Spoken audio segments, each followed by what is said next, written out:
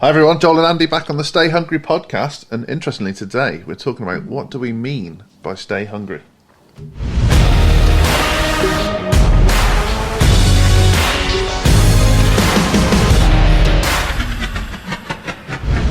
No, Andy, I haven't had any lunch, but that's not what we mean. I thought I could hear something rumbling. Why haven't you had any lunch? Well, you send me out on errands, and Oh, that was you volunteering to go to Milton Keynes. Sean listens to this podcast. Just say, He's our listener. I thought it was my mum. Right, what do we mean by stay hungry? well, it's that I can tell you what this is born out of. Go on. So we had a client who did really well working with us. So, they're a vehicle leasing company. They got 2 forecourts in 2 different towns, and they also had a franchise agreement with other forecourts around the country.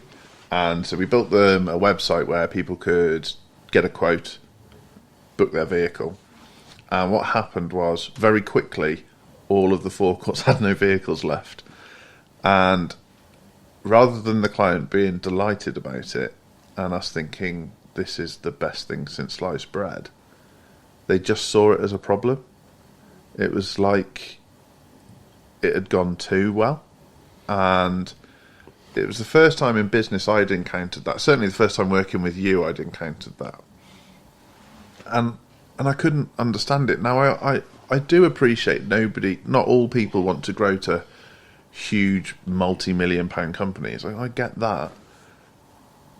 But if you're an entrepreneur and you want to engage a marketing company, or you want to engage marketing techniques, when the business does well, that should be a good thing and time to take the next step. And that's kind of where Stay Hungry was born for me. Yeah, I think some business owners, they think they want to become the next Bill Gates, Elon Musk, super successful, multi-millionaire entrepreneur. But the reality is they don't, which is a lot different to, I don't know, you've got a plumber who's happy plumbing on his own from 9 till 5. He's happy having 4 weeks away with his family in the year where his business shuts down, and that's all he wants. And he's not stressed, happy. He's not responsible for any employees. He's happy. That's great. That's totally different to what we're talking about, isn't it? Yeah. I think that's an interesting point, that some people have a business as a lifestyle business, which is pretty much what you just described. And I completely respect that. That's amazing. If you can earn a living, your family's happy, your family's safe, you're all well fed, and you get a couple of weeks holiday a year, power to you. Sounds very good to me. Yeah, power to you. Then obviously you've got the other extreme, like you say, the Amazons of this world, that it's just an absolute monster of a machine. But what... I gave the money, Joel. I gave the money at the weekend. Yeah. What have you had? I went to a bookshop on Saturday, my friend. You haven't done the whole... I've seen a book in a bookshop, but it's 10 quid cheaper on Amazon. You've got previous with this. I feel really bad saying this, but right, I was browsing for quite a while in this bookshop, right? Yeah. And no one came to ask if I needed any help or anything. And okay, that's fine. They looked at you, thought that guy can't read. There's no coffee shop inside the bookshop, which again is fine. But I really think if you're a bricks and mortar business, you need to offer an experience. You need to be an experiential business. Because there was a book I saw, I thought, bloody hell, read the back cover, this looks cool, I want to buy it. I did what anyone does, look at the price, £16.99 for a hardcover. I thought, well, that's fair enough. But I did what maybe I shouldn't have done, is I opened up my phone, went onto Amazon, exactly the same book, hardcover, available free the next day, free delivery, £7. £7 versus £16.99.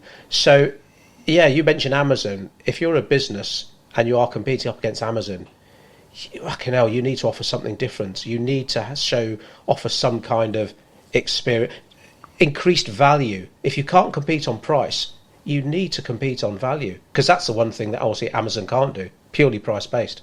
Yeah, absolutely. It's clinical. It's completely clinical. But to be honest, we're no different, because I posted about it somewhere and someone moaned about, it's all right for you, you're a service-based industry, you don't have to compete with Amazon. No, but I do have to compete with people in India and the Philippines offering what Codebreak does for like £2 an hour. We have to compete with Facebook themselves. Well, yeah, who want to cut out marketing agencies because they know they can get more money direct from business owners. Oh yeah, sorry, our competitors are Google and Facebook. Bastards. But yeah, you mentioned Amazon. I thought about that, and it's like, so yeah. If you are up against Amazon, holy shit, do you need to be hungry and properly want it? 'Cause, I mean, I made sort of 4 points here about hungry. I said, right, hungry to do more than the bare minimum, hungry to learn, hungry to succeed, and hungry to work hard. So the hungry to succeed, that's probably what we talk about now. It's like, if you want a part-time job, that's fine. But if you want to be a business superstar, you've got to want it. And when you're talking to a business owner who says they want it, and you invite them to a networking do, and they say, 8 a.m, bit early for me, then the two things don't align. Yeah, so right, but I'll do two sides of the coin here. An area of my life where I clearly want it and I'm hungry, and an area of my life where I've let myself down. You're not talking about lunch again, are you? No, well, I do want some lunch. So this morning, client review. So one of our top tier clients, absolutely flying, it's great. Posted some testimonials on social media, really chuffed.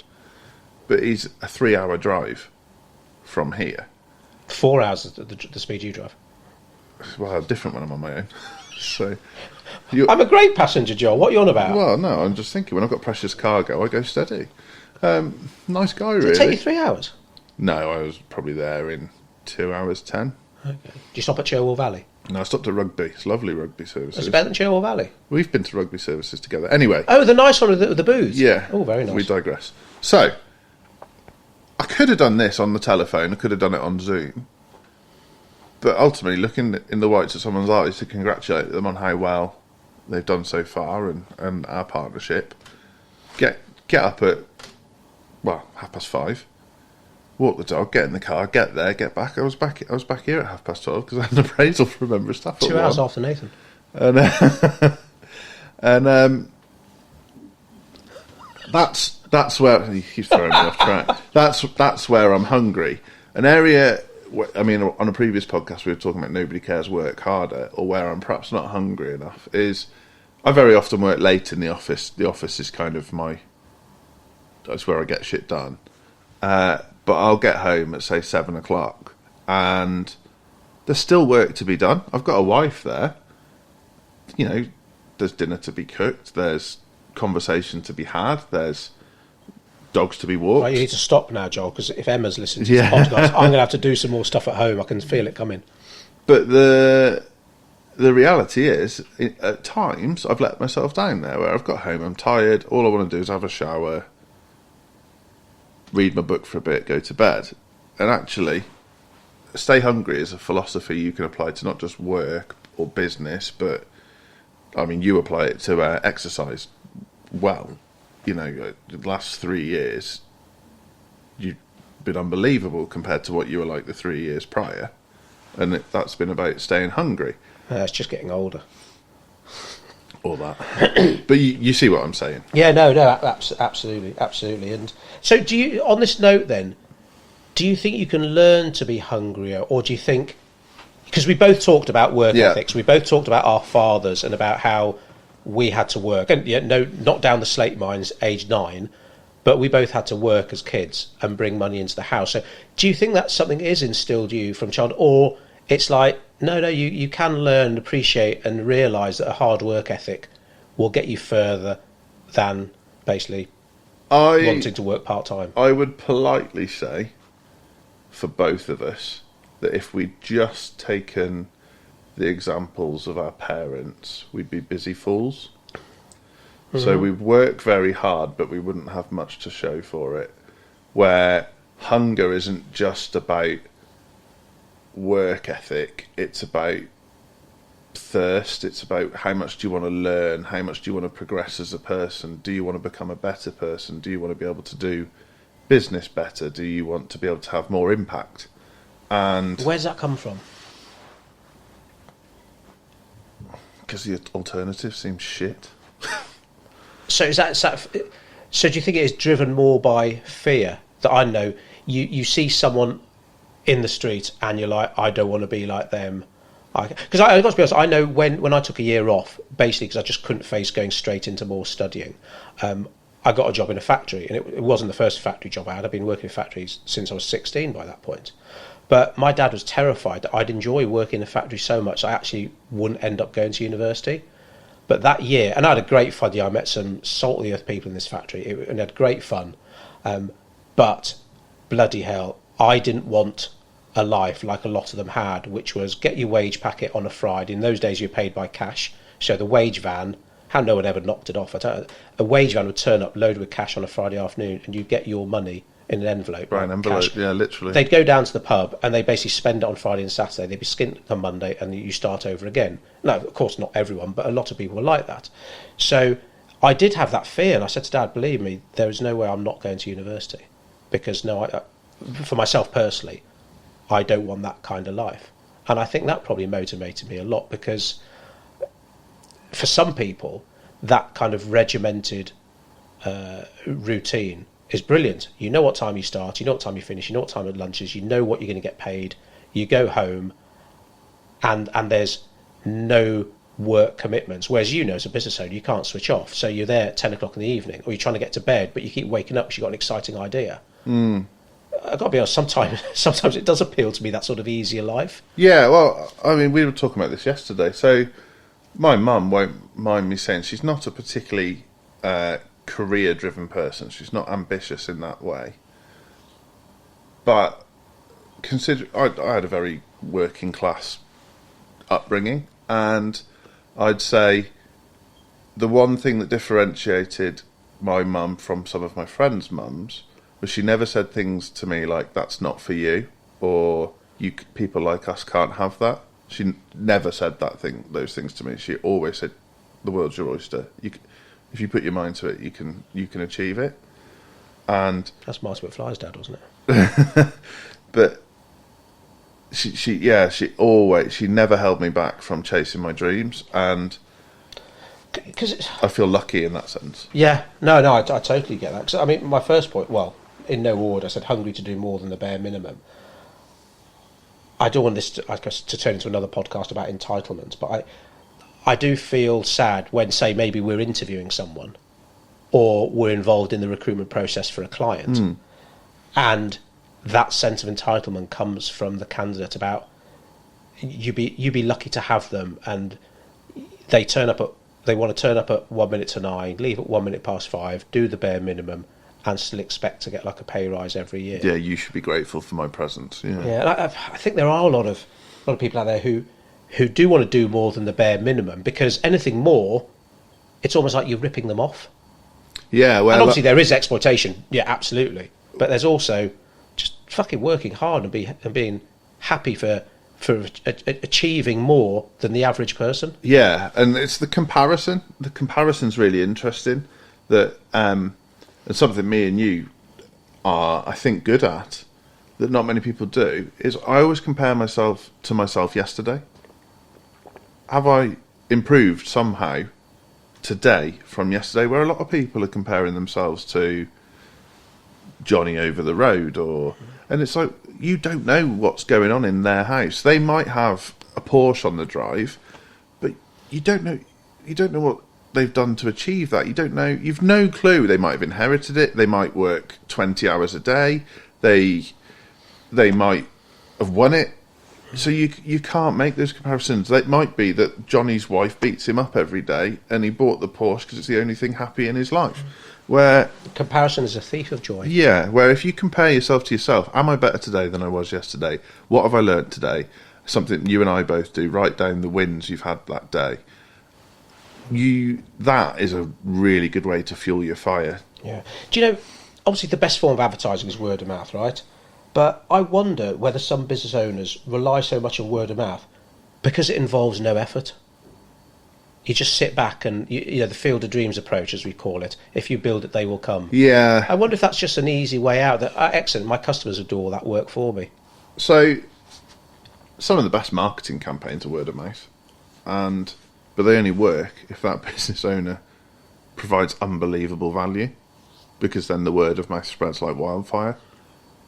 But 9 out of 10 businesses don't provide unbelievable value. So you need more than word of mouth. Yeah.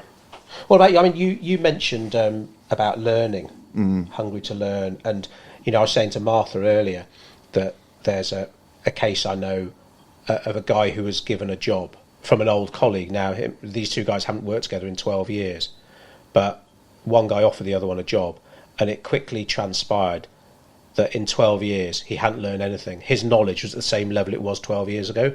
And this is in the media industry where, shit changes Things quickly. move on, yeah. And it's like, oh my God. And some people don't want to learn. I remember I think it was the first holiday I had with Emma, lying by the pool, and we got chatting to this other couple, and they're a really nice couple. And I think the guy ran his own garage. And he was like, oh, what are you reading? And I was reading whatever book it was. And I says, oh, do you read much on holiday? No, I don't read.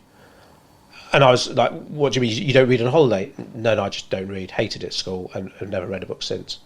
I was like, okay, that's fair enough, each their own. But at Codebreak, for example, you've got to read. Like, of course, podcasts, YouTube, there are different ways of learning. But to work at Codebreak, it's books.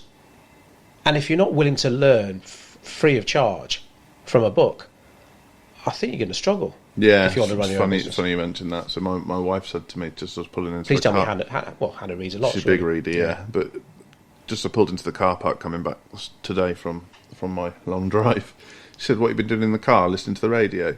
I said, no. I said, no. When I got up at 5:30 this morning, whilst I was walking the dog, I created a car playlist of all the things I wanted to learn in the 5 hours I was going to be in the car. So I listened to a Gary V podcast about NFTs, because that's an area I'm interested in. I listened to Joe Rogan interview David Goggins about how he became an ultra runner. And I listened to some Robin Sharma, and I listened to a podcast on presenting. And she was like, oh, right. But that journey went in a flash, because I was just so immersed in what I was doing. And don't get me wrong, if I've had a long day, I'll drive home and just blast the tunes on. There's nothing better, but... Yeah, it's amazing. I think almost an early win and an easy win and a free win. Say you drive to work and the average commute's half an hour. You get out of your car in the office and you've already done half an hour's learning. So you're probably already ahead of your competitors. Yeah. Because there are some people out there who don't want to learn. There are some people out there who aren't willing to learn. And of course, as we know, there are business owners out there who think they know it all already. Yeah, exactly. There's things that you and I have invested in, business-wise and personally, that we'd have only learned by listening to podcasts and have done well out of. Because I think you can, the quote on our office wall, or one of the quotes on our office wall, is from Dwayne Johnson, The Rock. Be humble, be hungry, and always be the hardest worker in the room. So if your competitor is The Rock, you're probably unlikely to be able to outwork him. But I reckon you can easily outlearn most of your competition out there. And so I think when we talk about staying hungry, I think learning is a big part of it. Yeah. Well, so you mentioned podcasts there. What books, top of your head, what books would you recommend? On this subject? No, just good business mindset books. People want to learn about business, people want to learn about self-development. You've got a lot out of the 5am club. A lot. That's a good one. And I'm not a subscriber to the mantra that it has to be at 5am. But have you read his new one? I haven't read the new one. I've read the one before. The Everyday Hero. Yeah. Manifesto. Really, I mean, is it fucking life-changing? Really good. Yeah, it's mad, isn't it? And I think we both got quite a lot out of Stephen Bartlett's book. Regardless of what you think of him, there's a lot to be learned about modern business. Do you know my favourite thing about that book? Go on. Large print. That wasn't the special copy we got for you. I thought that was a really good book. I read that quite quickly, but a lot of good insights in that one. Yeah, I mean, Brian Tracy's Eat That Frog. I always come back to that because that's compulsory reading when you join. You can read it in about 20 minutes, but it'll literally change your life. It doesn't matter if you're in business or not. It will literally change your life if you apply that logic. Especially if people say, "I haven't got time to learn," or "I haven't got time to network," or "I haven't got time for all this self-development bollocks." It's like, well, read Eat That Frog, and Brian Tracy will help you find time. And it is corny, but everyone's got 24 hours in the day. And like you say, it doesn't mean to be successful you have to get up at 5am. Although I think pretty much every person we follow and our mentors, they are all early risers. Maybe not 5 o'clock, but they ain't lying in bed till 7:30. No, I mean, when Rob Moore was on this podcast, he said before 9 a.m. I've done a full day's work and had 3 orgasms. I'm not sure what the orgasms have to do with it, but the point being, you and I have probably done the average person's day's work before 10 a.m. Yeah, it's a good way to start. It works for us, doesn't it, to know that, okay, by 9 o'clock we've walked the dogs, listened to a podcast, bloody done a bike ride, written web page copy, so whatever it might be, by the time most of our competitors are starting. Yeah, and it's a good way to start the day. Because I put my phone away at night, so very often when I'm on the dog walk in the morning, I'll reply to WhatsApps and voice notes and things. And obviously, it's an unsociable hour, and my friends will be like, "You're weird. Why am I getting texts at 5:20 in the morning?" Well, the average get-up time in the UK is 7:35. Yeah, that's a lie-in. That's mad, isn't it? I sound like my dad now. My dad always used to say, "Why are you lying in bed? You're wasting the day." It's like, I'm a teenage boy. And don't get me wrong. I mean, my stepbrother, he's a successful chemist in Sweden, I think. That's how close we are. But he probably doesn't get up till 11 a.m. every day. But then he works till 3 a.m. He's geared differently. And, I guess he's the one doing the night shifts in the lab or whatever. It's how you use your time and the hunger for it. If you're one of those people that when you sat still, and I have this, it eats away at you. Is this a good use of my time? You need to really question if it is. And sometimes active rest is actually sensible. So just planning, I'm going to watch a film and let my brain unravel, or watch some football or whatever it might be. But and Andy will tell you more on this than I can, but we had an employee whose ideal weekend was get home at 5 o'clock on a Friday, put pyjamas on, and don't take them off till 8 a.m. on Monday. And that's like my worst nightmare. Watching Netflix. I mean, I like Netflix, but the rest, there's no right or wrong, but it's like some people, I guess, want a feeling of accomplishment. Other people aren't fussed by that. Some people want to help others. Others aren't really fussed by that. Some people want to earn lots of money and are prepared to work hard for it. And I'd say a growing proportion of people want to earn lots of money but aren't prepared to work for it, or they're always looking for the next hack or shortcut, or believe they should. They've got a business idea, so they can't understand why it isn't selling. The internet's been brutal for that, because people think everyone's an overnight success. This is very niche, but a really successful non-fungible token at the moment is called Bored Ape. And if you'd have bought a Bored Ape 4 months ago, it'd have cost you roughly $3,000. If you sold it today, you'd 100x your money. So in 4 months, there's people who've gone from $3,000 to $300,000. But nobody bought a Bored Ape on a whim. Those people that knew to do it have been researching and reading about the crypto market for 2, 3, 4 years. No, it's just luck, John. Yeah. I mean, I wish I'd bought one, but I didn't know what it was. So, well, that business thing I went to on Friday, and Russell Kane was the guest speaker. He said, when he was talking about luck, he said, if there's £5 on the pavement and someone's walking around, looking around, taking in their surroundings, compared to someone who's walking down the street with their head on their phone, who's going to find the £5 and who's going to think themselves lucky? Lucky is about seeking opportunities. Luck is about doing the work. The harder you work, the luckier you get, as the old corny phrase is. But like I say, if someone's done their research, time, and made that investment, 3,000, there's no fucking luck involved. I keep getting confused about this analogy. Podcast's probably not the best to discuss it, but